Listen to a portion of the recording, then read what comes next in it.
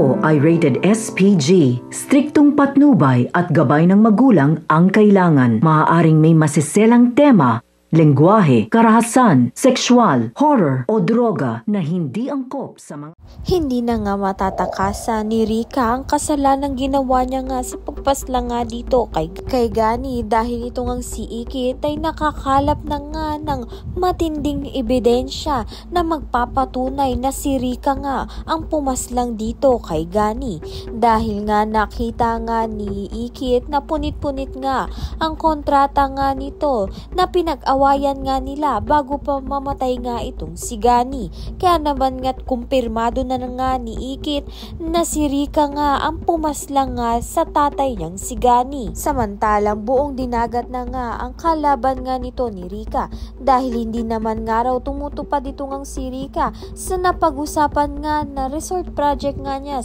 sa buong Daraitan. Kaya naman nga't malaking posibilidad na hindi na nga matuloy ang resort project na inaasam-asam nga nito ni Rika. Sa kabilang banda naman nga bugbog sarado nga itong si Angela dito nga kay Ikit dahil nga napagalaman na nga ni Ikit ang katotohanan na si Angela nga ang nang-scam sa kanya at ninakawan nga siya ng pera. Niloko na nga at ninakawan pa ni Angela itong si Ikit. Kaya naman nga't magpapagbayaran na nga ni Angela ang kasalanan niya nga laban nga kay Ikit sa kulungan.